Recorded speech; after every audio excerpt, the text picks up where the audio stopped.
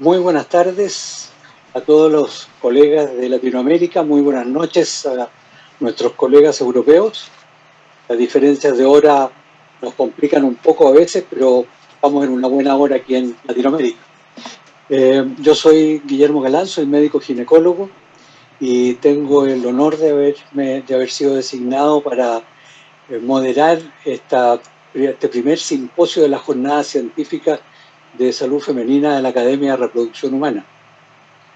El primer simposio de la jornada se patrocinado por el laboratorio Abbott de Chile y se ha denominado el beneficio de los folatos en anticoncepción, un mundo por descubrir. Vamos a tener la oportunidad de escuchar a dos grandes de la anticoncepción, a dos grandes que tengo el desafío de presentarlos y el honor de tenerlos bajo mi moderación porque son amigos míos después de tantos años de habernos encontrado en distintas instancias en el mundo de la anticoncepción. Primero, y me refiero al doctor Iñaki Lete y al doctor Andrea Genazzani. En primer lugar, voy a presentar al doctor Iñaki Lete, que en realidad no necesita mucha presentación, pero sobre todo aquí en Chile, que cada vez se está haciendo más conocido porque lo estamos viendo con frecuencia aparecer en los seminarios virtuales, lo que es una de las suertes y de las gracias de estar en pandemia. Él, para los que no lo conocen, es un ginecólogo, como por su nombre sabemos que es del País Vasco, es profesor de obstetricia y ginecología de la Universidad del País Vasco, jefe del Servicio de Obstetricia y Ginecología del Hospital Universitario Araba de Victoria, fue presidente de la Sociedad Española de Contracepción, en fin, sería larguísimo numerarlo y voy a quitarle tiempo de su exposición para ello. Es un investigador en anticoncepción, ha participado en revistas internacionales como editor, como autor, y finalmente, y no por último, recibió hace 4 años el Premio Nacional de Anticoncepción que entregó la Fundación Española de Contracepción. Los voy a dejar con Iñaki porque él nos va a hablar hoy día del beneficio de los folatos en la anticoncepción. Así que Iñaki, sin más, te cedo la palestra y quedas a cargo de la audiencia. Gracias por tu... Muy bien, buenas noches en España, y Roma, Europa, y buenas tardes ahí en Chile y en toda Latinoamérica. Guillermo, muchas gracias por tu presentación. Muchas gracias, decía Guillermo, por tu amable introducción, pero claro, es que esto es fruto de la amistad que nos une, porque pues con Guillermo y con Andrea también hemos compartido muchas horas cuando se podía, cuando uno podía abrazarse, cuando uno podía saludarse, podía compartir un pisco pisco shower en Chile o un amaretto en Italia. Desafortunadamente eso desgraciadamente no es posible ahora, pero bueno, yo confío en que vuelva, ¿no? Antes de empezar, quiero agradecer la presentación de mi amigo Guillermo, la invitación de Abbott personalizada en Carola Vaca, que está ahí al otro lado de la línea escuchándonos, y al profesor Genazzani por organizar estas jornadas y darme la opción de poder hablar o comunicarme con vosotros con este nuevo formato de online. Este es mi conflicto de intereses, tenéis aquí, recibo honorarios, soy miembro de consejos asesores, este es mi conflicto, y me quiero presentar para los latinoamericanos, ¿no? Este es mi país, conocéis España, España es el país en el que vivo, pero mi país realmente es este, que es el País Vasco, está en el norte, voy a ir para atrás, en el norte de España, aquí arriba, País Vasco, y País Vasco, 3 provincias, y de las 3 provincias yo vivo, porque yo soy originario de esta provincia, de Guipúzcoa, pero vivo y trabajo en la provincia de Álava, cuya capital es Vitoria. Vitoria es la capital administrativa del País Vasco también. Yo trabajo aquí he desarrollado mi carrera profesional. Este es mi hospital, y mi hospital tiene 2 sedes, una ciudad de 260.000 habitantes. Tenemos un único hospital universitario, pero con 2 sedes. Esta es en la que actualmente yo trabajo. Aquí tenemos la sede del Hospital de Santiago, donde anteriormente estaba, pero yo os quería presentar en el momento en que estamos viviendo, 27 de febrero de 2020. Ya en Italia, Andrea lo reconocerá, en Codogno, en la zona de de Milán, él está en Toscana, pero en la zona de Lombardía ya había casos de COVID, pero el primer caso que se diagnostica de COVID-19 en España, 27 de febrero de 2020, fue en este hospital mío. Y fue una compañera nuestra, una médico internista.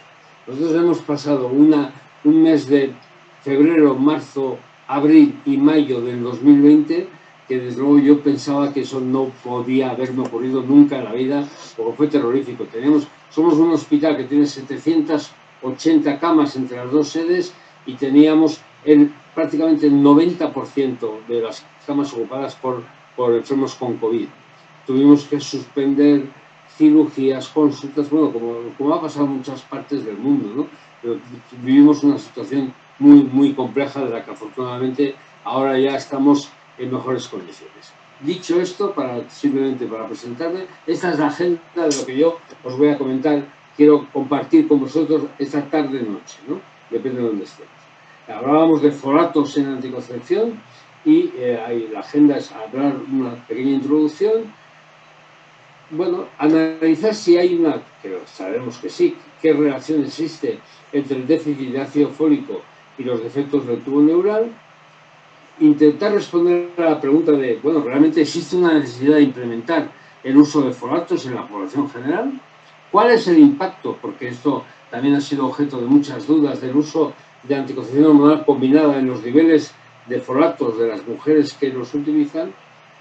Para siguiente parte de la agenda, hablar de las oportunidades que hemos tenido, que tenemos de añadir folatos a los anticonceptivos y obtener unas conclusiones. Como introducción, una única diapositiva.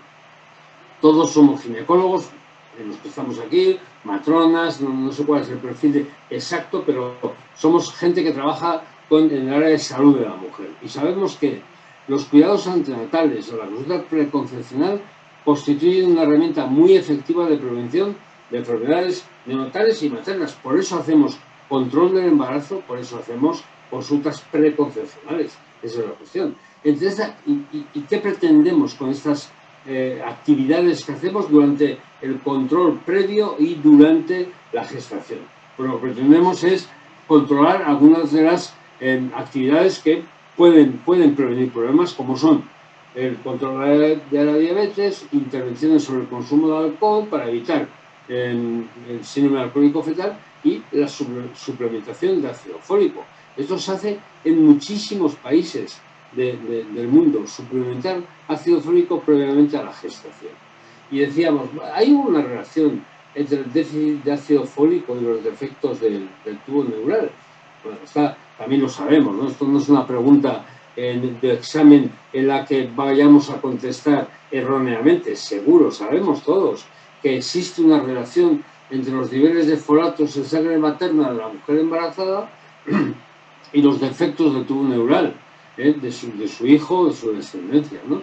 Y esto es debido a que los folatos desempeñan un papel crucial en la síntesis de ácidos nucleicos, en la división celular, en la regulación de la expresión de los neurotransmisores. Y por estas razones, por este conocimiento que existe de la relación entre el déficit de ácido fólico y los defectos del tubo neural, es por lo que en muchos países se recomienda el uso de suplementos de ácido fólico durante el periodo periconcepcional. Luego ya especificaremos más cuándo hay que utilizar o no el ácido fólico, ¿no? Pero en este momento vamos a dejarlo en periodo periconcepcional. ¿Vale? Más datos sobre la relación entre el déficit de ácido fólico y los defectos del tubo neural. Son los defectos del tubo neural, dependiendo qué estadísticas de qué países analicemos, son la segunda o tercera causa más común de defectos congénitos graves, que afectan desde un 0,2 a un 10 por cada 1000 embarazos establecidos en todo el mundo. No hablamos de una enfermedad rara. Cuando hablamos de defectos del tubo neural, hablamos de una enfermedad con cierta prevalencia, hasta 10 casos por 1000 nacidos o por 1000 embarazos en el mundo. Como estamos un 1%, no es para considerar una enfermedad rara. y sobre todo lo que sabemos es que acarrean una gran carga de enfermedad, es decir, las consecuencias para la calidad de vida, primero para la vida, luego para la calidad de vida, consecuencias económicas de los efectos del tubo neural son muy importantes y en ocasiones devastadoras para la persona y su familia, no para la sociedad en conjunto, pero sí para la persona y su familia. Y cuando hablamos de efectos del tubo neural, ¿hablamos de qué? Hablamos de esto, hablamos de anencefalia, hablamos de encefaloceles y hablamos de espina bífida. La anencefalia, como sabéis perfectamente, se asocia a muerte prenatal o muerte en el momento de nacer. Los encefaloceles tienen mayor supervivencia, por lo tanto mayor carga de enfermedad, y ya sobre todo la espina bífida, que sabemos que es una enfermedad que es muy limitante, que dificulta mucho la vida normal de una persona y que tiene por lo tanto una carga muy importante desde el punto de vista socioeconómico y de desgaste para las familias de gente y las propias pacientes que padecen esto, ¿no? Bueno, y decíamos, ¿existe una relación entre el déficit de ácido fólico y los defectos del tubo neural? Ya sabemos que mantener unos niveles plasmáticos adecuados de folatos, bien en plasma, bien en los eritrocitos, reduce la incidencia de efectos del tubo neural. ¿Y esto lo sabemos de ayer? No. ¿De antes de ayer? No. Fijaros, del año 1991, bueno, sabemos de antes ya tenemos información, pero del año 91, 2001, son 30 años, ¿verdad? Que ya se publica el ensayo clínico del British Medical Council of Vitamin Study Group, que concluye que la prevención de los efectos del tubo neural se consigue con suplementación de ácido fólico, pero, y aquí es un dato fundamental, importante a la hora de elaborar estrategias, solo si esa suplementación se inicia antes de la concepción. Es decir, no vale que yo diga, hoy me he hecho un test de embarazo, estoy embarazada, comienzo a tomar ácido fólico. No, la prevención del defecto del tubo neural tiene que ser previa a la concepción. Y eso lo sabemos, como veremos un poquito más adelante, como consecuencia de muchos o algunos estudios epidemiológicos importantes que se han hecho desde los años 80 hasta la fecha. ¿Vale? Decíamos, bueno, ¿existe una relación entre defectos déficit de ácido fólico y defectos del tubo neural? Establecida. Sí, y como consecuencia estamos utilizando o propugnando políticas de suplementación de ácido fólico. La segunda pregunta es, bueno, ¿vale? ¿Que exista la relación? Sí, pero ¿existe una necesidad de implementar el uso de folatos? Es decir, ¿de dónde obtengo yo los folatos? De la dieta. ¿De qué dieta? ¿De qué tipo de alimentos? De los que tienen hoja verde, fundamentalmente, ¿vale?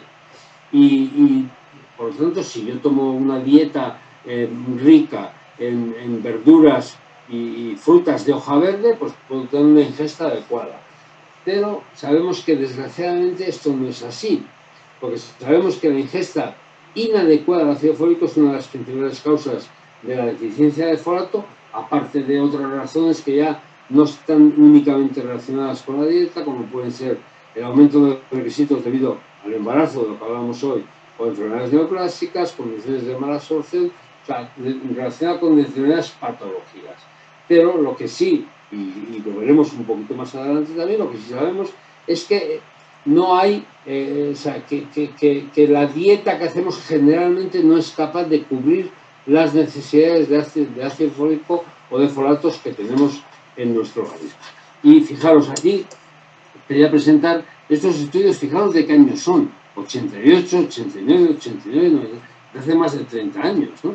Estudios que lo que vinieron a demostrar es que la suplementación con elementos multivitamínicos y ácido fólico era capaz de reducir, y básicamente en países desarrollados como el Reino Unido, porque Recordad, o si no lo sabéis, os lo digo yo ahora, que una de las zonas del Reino Unido donde hubo mayor incidencia de defectos del tubo neural fue el país de Gales, fue en Gales. Un sitio desarrollado, industrial, pero con un déficit por su tipo de alimentación, un déficit de ácido fólico, ¿no? Y cómo se demostró que administrar ácido fólico reducía, claro, 60%, 75% aquí a la derecha, reducía el porcentaje de los defectos del tubo neural. Vamos a ver si pasa aquí, eso es. ¿Existe la necesidad de implementar el uso? Desde luego, nuestras guías de práctica clínica, y aquí os he puesto la guía de la Sociedad Española de Ginecología, la SEGO, nos dice que el consumo de cantidades adecuadas de folatos antes de la concepción se recomienda, y es porque existe una sólida evidencia para recomendar un consumo de cantidades adecuadas de folatos antes de la concepción. Antes de la concepción. Fijaros, en el año 2013 nosotros hacemos un estudio aquí en España, aquí tenéis el título, publicado en la revista de la SEGO, en Progresos, que hacemos una encuesta telefónica a 1020 mujeres residentes en España de 15 a 49 años. Y les preguntamos, bueno, pues si han estado embarazadas, si qué habían hecho antes del embarazo, si habían tomado complejos polivitamínicos, ácido fólico, etc. Fijaros, solo 1 de cada 4 mujeres españolas planifica el embarazo. Y esto no es en España. Luego veremos datos del mundo, pero esto es lo que está ocurriendo. Es decir, que aproximadamente únicamente 1 de cada 4, un 25, en nuestro caso un 28% de las mujeres habían tomado ácido fólico antes de quedarse embarazadas. Y ya hemos dicho, la recomendación y el conocimiento, la evidencia es que hay que tomarlo antes de la concepción. Hay que estar tomando ácido fólico antes de la concepción para evitar los efectos del tubo neural. Y tenemos un déficit que evidentemente con estos datos la respuesta a la pregunta si existe necesidad de implementar es que sí, existe necesidad de implementar, ¿vale? ¿Y cómo lo hacemos? Pues para implementar la ingesta de ácido fólico o de folatos, pues hay algunos países que han utilizado estrategias como enriquecer la harina con ácido fólico, para que, como se hizo con la sal yodada, para que tengamos suficiente yodo, ¿no? Esta es una estrategia. Enriquezco las harinas con la vitamina, yo tengo a la población más o menos con una ingesta adecuada de ácido fólico.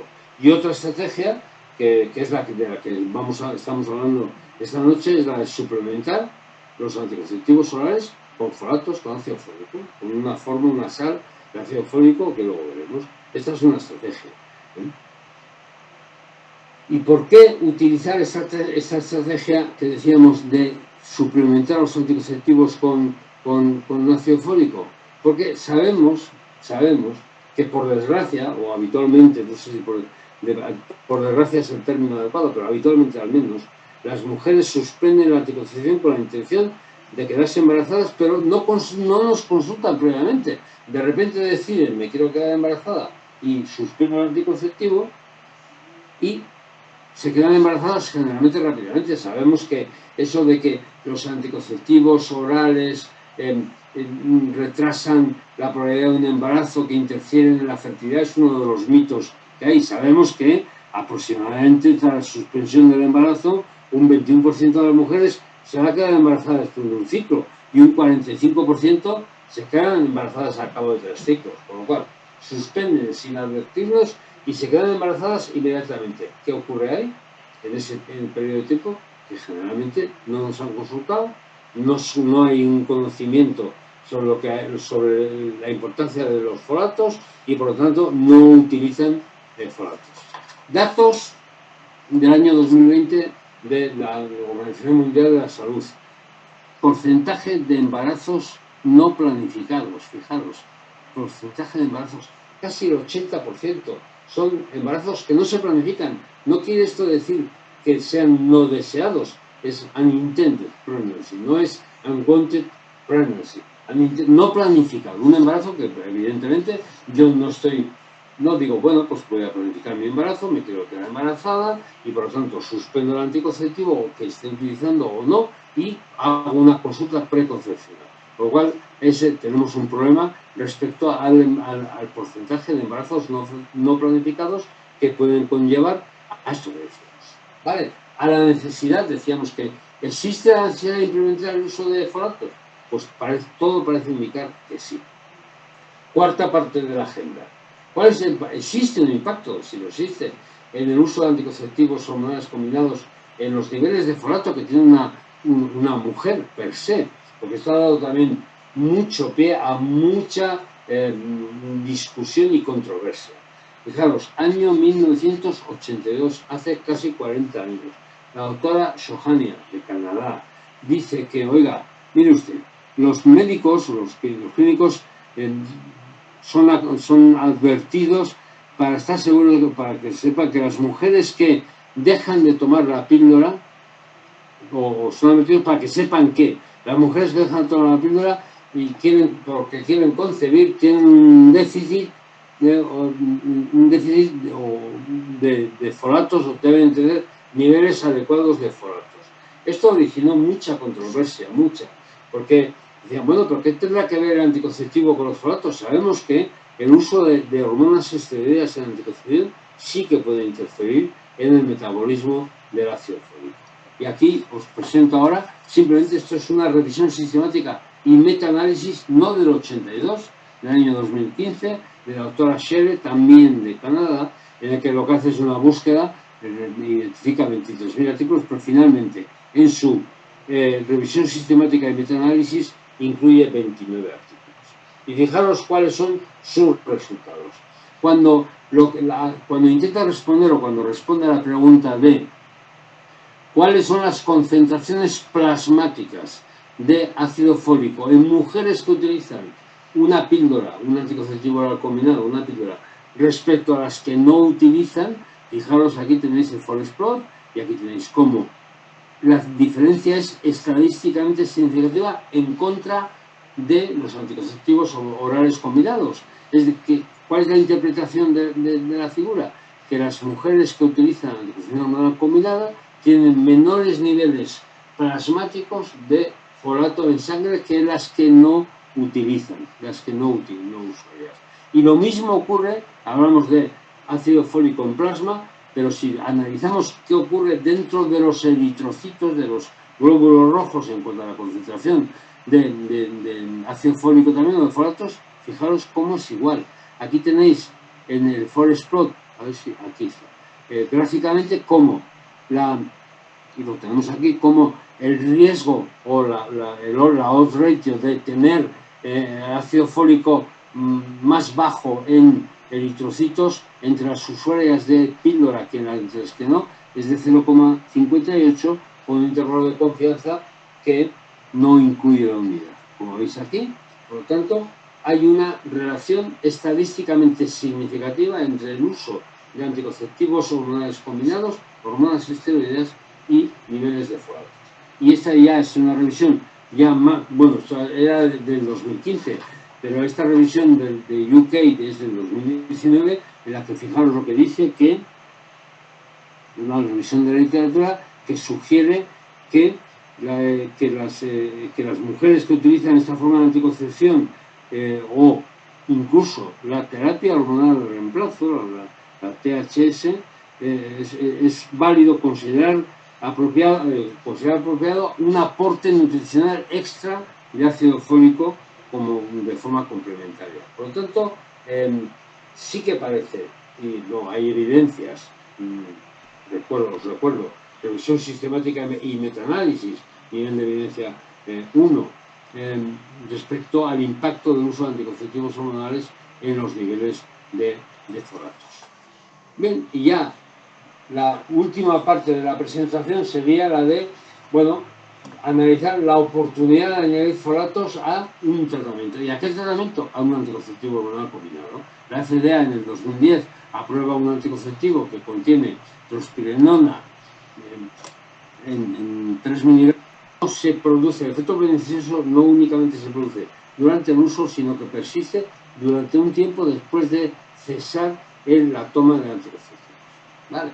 Y ahora, ya esta es la última parte de la presentación, la misma doctora Sher, canadiense, nos presenta también en el año 2015 una revisión sistemática sobre la eficacia de los anticonceptivos fortificados o suplementados con ácido fólico en mantener los niveles óptimos de folatos previos a o necesarios para proteger un defecto del tubo neural. Y fijaros, aquí tenéis en el cuadrito lo que ocurre, lo que encuentran, 23.000 citaciones y al final 5 artículos que se incluyen en esta revisión sistemática. La conclusión es la que estáis viendo aquí, que una preparación suplementada o fortificada con ácido fólico da una opción a las mujeres para mantener niveles en sangre de folatos especialmente adecuados, especialmente para aquellas mujeres que están pensando en quedarse embarazadas después de utilizar un método anticonceptivo. Y en esta revisión sistemática, de estos 5 artículos, 2 son estudios de bioequivalencia y 3 son estudios de eficacia que os voy a presentar ahora.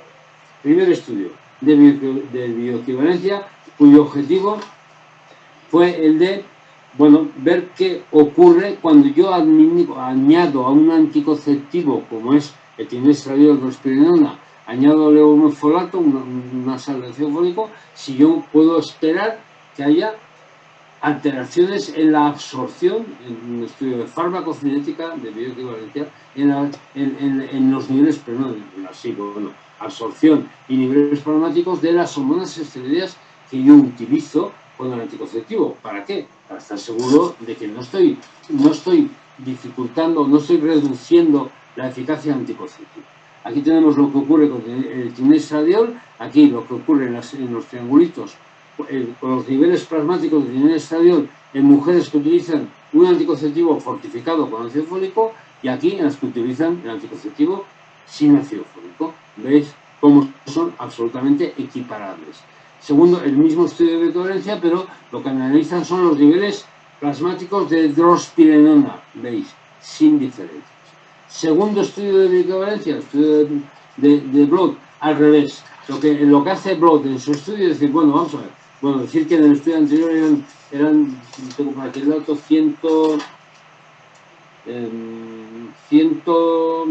45 mujeres. En el estudio de Blood tenéis aquí 40 mujeres que utilizan el anticonceptivo con levomefolato y 40 únicamente el ácido fólico. Y aquí lo que viene es decir, mis niveles de ácido fólico se pueden ver modificados cuando yo tomo el ácido fólico si lo administro junto con un anticonceptivo en lugar de administrarlo únicamente. Aquí tenemos en esta columna de la derecha los niveles área bajo la curva, concentración máxima de ácido fólico en mujeres que únicamente toman ácido fólico y aquí cuando lo toman combinado con el anticonceptivo. Fijaros cómo no hay ni una diferencia. Aquí tenemos 40 mujeres con el test, que es el anticonceptivo, y 40 solamente con ácido fólico, sin diferencias. Por tanto, el estudio de bioequivalencia que nos dice que no hay, primero, interferencia del ácido fólico en las hormonas esteroideas y segundo, no hay interferencia de las hormonas del ácido fólico. Y decía, 3 estudios de eficacia. ¿Qué miden? Bueno, miden si lo que nosotros estamos pretendiendo, que es incrementar los niveles de ácido fólico, de folatos, en plasma o en eritrocitos, se cumple.